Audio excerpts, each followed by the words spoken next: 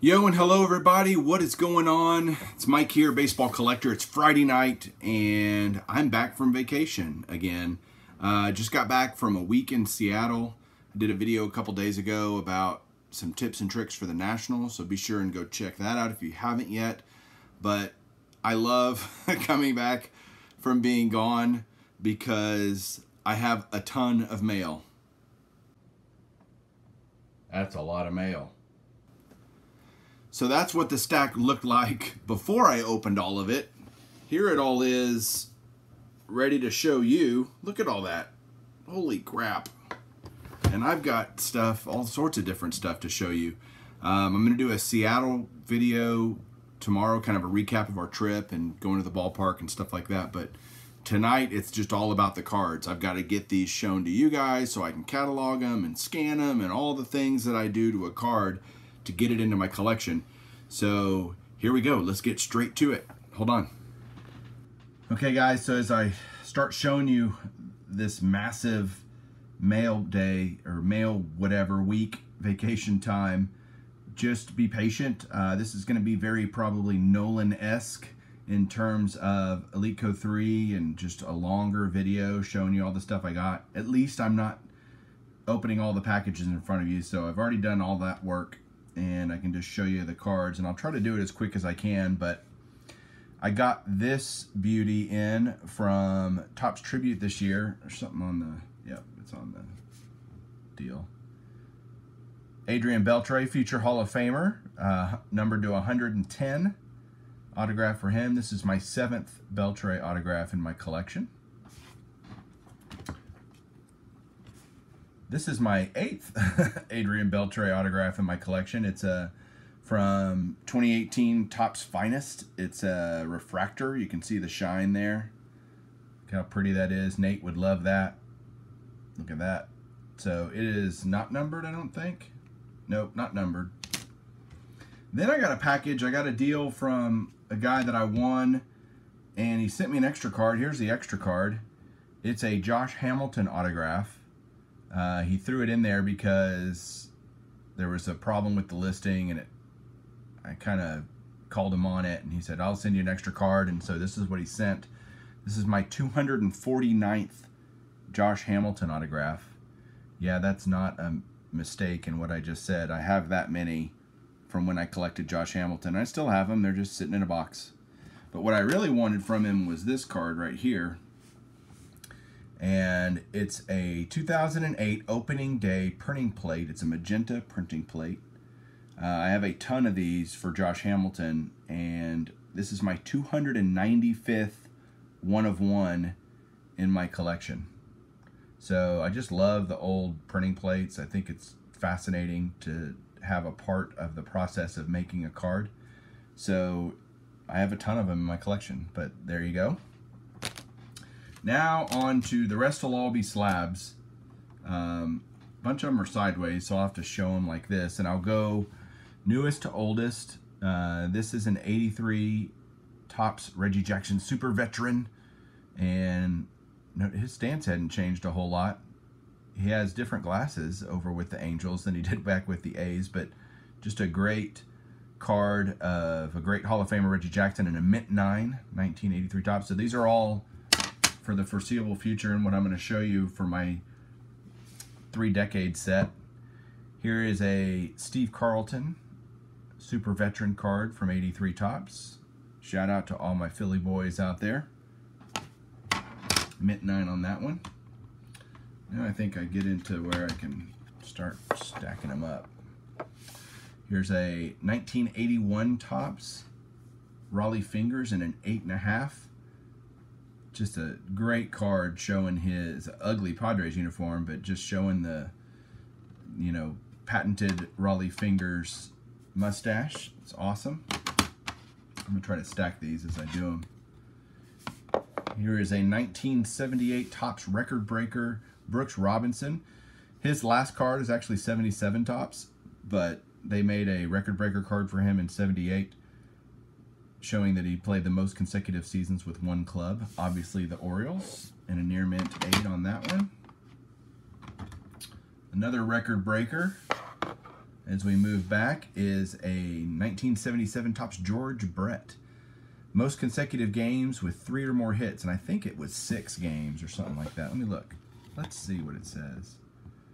6 consecutive games. I don't know why I know that, but I do. But 6 consecutive games in 1976 that George Brett had 3 or more hits. That's pretty insane. So there you go. Next up is a 1974 Topps manager coaches card for the Braves, and this is for Eddie Matthews as a Hall of Famer. He was the manager for the Braves in the mid-70s, early to mid-70s, so near mint to mint 8 on this card. Beautiful card. Got a bunch of league leaders in this stack from different years, because if I'm going to do this, I'm going to go all out. I am all in on this project, and so that includes every league leader card that is represented with a Hall of Famer. What's funny about this one is Dick Bosman, who's listed as the ERA leader, was actually the Rangers pitching coach for a long time here in Texas, but Jim Palmer is on this card, along with Mike Cuellar, who is another great pitcher for the Orioles. The next league leader card is a 70 Topps strikeout leaders in a near mint 7. It's got Fergie Jenkins on it and Bob Gibson, both Hall of Famers. Great card. Continuing on, hey, another league leader card, only this is for 1968 Topps. 2 Hall of Famers pictured here, Fergie Jenkins pitcher and Jim Bunning pitcher. It's funny, this is a 6, I think, but if you look at how, like, from right to left, or I guess left to right, the way you're looking at it, how it's slanted, pretty bad, pretty miscut there. Kind of weird that it would still get a 6, but there you go.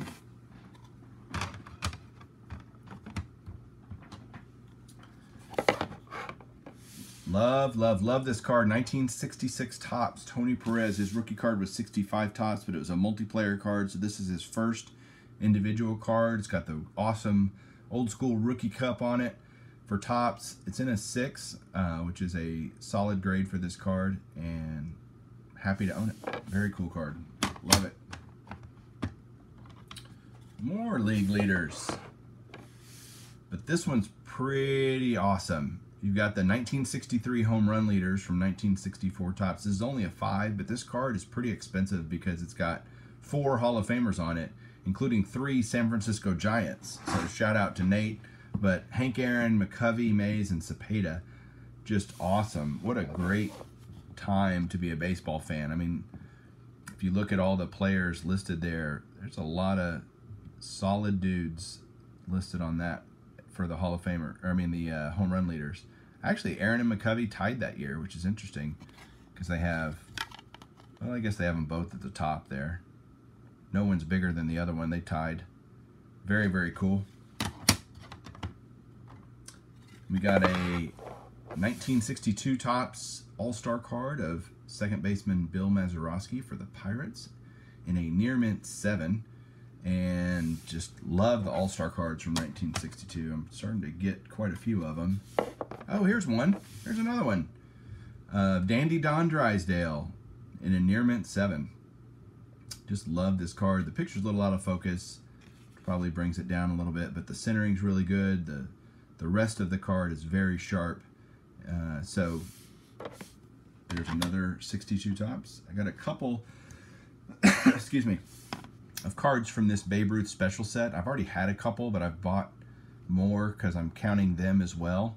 And this actually shows 2 Hall of Famers listed on it for 1962 Topps. They had this Babe Ruth special set inside of 1962 Topps. This one's an 8OC, and it's got Babe Ruth and Miller Huggins, who was the manager for all those great Yankees teams in the 20s. So just a cool card of 2 Hall of Famers. Then I got this one in a near mint 7 of Babe Ruth, the twilight years. So most people don't know that he spent his last year with the Boston Braves. He then was a coach for the Brooklyn Dodgers for a little while, hoping to become the manager of the Yankees as he was promised during his playing career, but that never happened, and I think it kind of broke Babe's heart. But nice card there of the Babe. There's Here's another 62 Topps of Warren Spahn. Great left-handed pitcher for the Braves.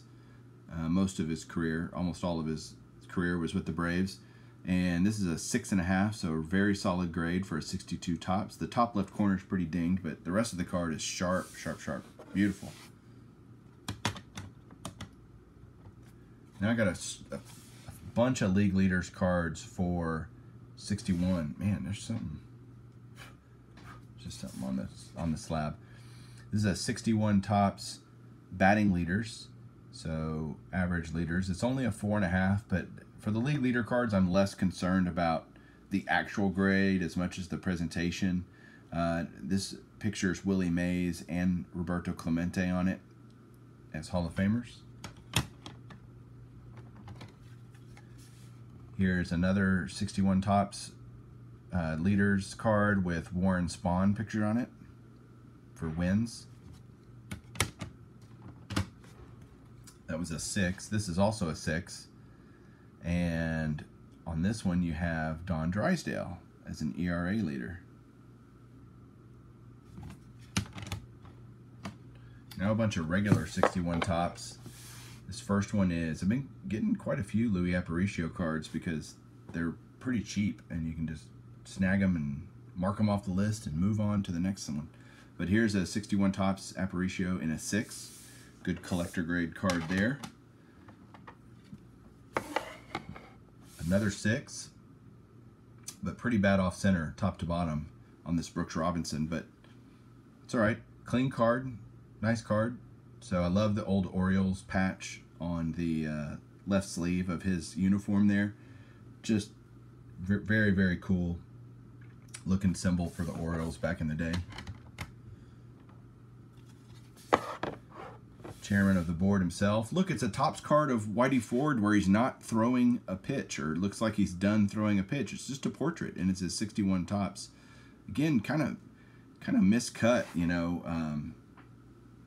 at an angle. It's kind of weird, but it's still a 6, and it's a new holder, so I think PSA has gotten harder on their grading over the years, and so this just shows me that they really think this is a 6. So I'm happy about it. It's a nice card. Couple more. This one right here is Stan the Man Musial. Just portrait picture of him, kind of with that goofy grin that he used to have, half grin, I guess. This is only a 5, but again, on the major superstars, on these older 60s cards, I'm having to settle for lower grades simply to keep it within reason on a cost standpoint. Next up, Willie Mays, 1961 Topps. Again, lots of portraits in 61 Topps. A lot of them without hats as well. But this is a great example of this card. It's a 5. It's got a couple print marks on it and things, but it's only a 5, but a very, very sharp looking 5. I'm really happy to have this one. This one's pretty pricey too. But again, I got to get mid to lower grades of the superstars, or else I won't be buying very many cards. All right, this card has a story, and I saw this, I think it was on Probstein. I was just looking through what their auctions were, and I saw this card, and this, when I was a kid, I was fascinated with the story of Eddie Gaedel and Bill Veeck and what he was doing with the Browns, and I just thought this was hilarious that he sent this little midget up to bat in a major league game. Of course, he walked in 4 pitches, and just consider it to be a fascinating piece of baseball history. It was, you know, put on this card for all time on this Baseball Scoops, these New Scoops cards, which are kind of cool cards that show a lot of different things for baseball history. And this was one thing they had pictured, and they talk about it on the back. I'll turn it over, but if you want to pause that, you can read about it. But he was only 3 feet 7 inches tall, and he hit in a major league, or went to bat in a major league game. He didn't hit. I think he was going to be fined if he actually swung the bat, like $100 or something crazy. Like, if you swing the bat, we will fine you. But just a great card that I got really cheap. I mean, it's only a 6, but just a neat card showing a piece of baseball history. I got two beauties that don't fit in the top or the last 3 decade set or whatever, but they're just great cards that I wanted to add. I'm doing a Willie Mays registry, so this one fits there. It's just a 4 of his 58 Topps All-Star card, but I love the 58 Topps All-Star card. Perhaps one of my favorite designs of all time is this, and just love the stars and the colors, and just pops. A really, really, really good example of a 4. I mean, this is a nice 4, so I'll take it. And my last card, last one, finally, guys, 14 minutes into the video showing the cards, is my last card of this giant mail day, and it's for my post-war Hall of Fame rookie set, which is, I know, a set that Ray from Philly is really starting to focus on and work on, because he's at a point where I am on the top 300 where it's just very, very difficult to pick up cards because they're so expensive. This is kind of the last cheapy Hall of Famer rookie card that I need to find. Not that this was cheap at all. It was just the cheapest one that I had left. And it's a Nellie Fox 5.5, which is a very solid grade for a 1951 Bowman. Love the 1951 Bowman cards. Just stunning, simple, and there's my Nellie Fox rookie. So there you go, guys. Tons of stuff that came in. Appreciate you if you stuck with me this long. Really appreciate you watching. Like the video if you can, subscribe if you haven't, and I will be doing some other videos this weekend trying to catch up on some things and showing off some things. So I really appreciate you guys. Have a great weekend and keep collecting.